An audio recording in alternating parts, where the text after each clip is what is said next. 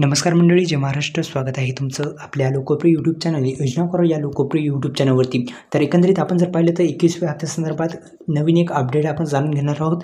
एकंदरीत संपूर्ण माहितीचा व्हिडिओ आपण आणलेला आहे. व्हिडिओ फक्त शेवटपर्यंत बघायचा आहे. 20वा हप्ता आला, आता 21व्या हप्त्यासंदर्भात काय आहे संपूर्ण माहिती. एकंदरीत आपण जर पाहिलं तर आपण अधिकृत वेबसाईटवर आहोत. PM किसान महासन्मान निधीची अधिकृत इंटरफेस आहे असा वेबसाईटचा. आपण इथं जर पाहिलं तर KYC प्रक्रिया आणि वरती आहे न्यू फार्मर रजिस्ट्रेशन. आता याच्यामध्ये एक अपडेट करण्यात आलेला आहे. आपण जर अधिकृत वेबसाईटवर भेट दिली तर तिथे मध्ये 3 मुख्य नियम बदलले आहेत. आता PM किसान योजनेची नोंदणी करते वेळेस थोडे नियम बदललेले आहेत मित्रांनो. आपण ते तिन्ही नियम वाचू शकता.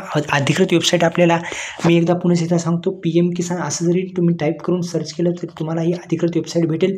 ही अधिकृत वेबसाईट आहे. आपण हा KYC प्रक्रिया फार महत्त्वाची आहे. आपली जर PM किसान योजनेची KYC प्रक्रिया पूर्ण नसेल तर इथे जाऊन तुम्ही OTP द्वारे पूर्ण करून घेऊ शकता. दुसरं म्हणजे OTP बेस्ड KYC तुम्ही अवेलेबल आहे पोर्टलवर, तुम्ही करून घेऊ शकता. दुसरं म्हणजे मित्रांनो, PM किसान योजनेचा 21व्या हप्त्यासंदर्भात काय आहे संपूर्ण माहिती जाणून घेऊ. आता 20वा हप्ता आताच देण्यात आलेला आहे आणि आता 21वा हप्ता जो आहे तो मित्रांनो तुमच्या खात्यामध्ये जर आणायचा असेल तर मित्रांनो तुम्हाला एक काम करावे लागणार आहे. ते म्हणजे तुमची PM किसान योजनेची KYC प्रक्रिया पूर्ण नसेल तर करून घ्या. आता अनेक शेतकरी बांधवांना लँड व्हेरिफिकेशन म्हणजे जो प्रॉब्लेम आहे, लँड व्हेरिफिकेशनचा जो प्रॉब्लेम जर असेल तर ते आत्ताच दुरुस्त करून घ्या, जेणेकरून 21वा हप्ता येण्या अगोदर ते जर प्रॉब्लेम दुरुस्त झाला तरच तुम्हाला हप्ते येतील, नाही तर हप्ते येणार नाहीत.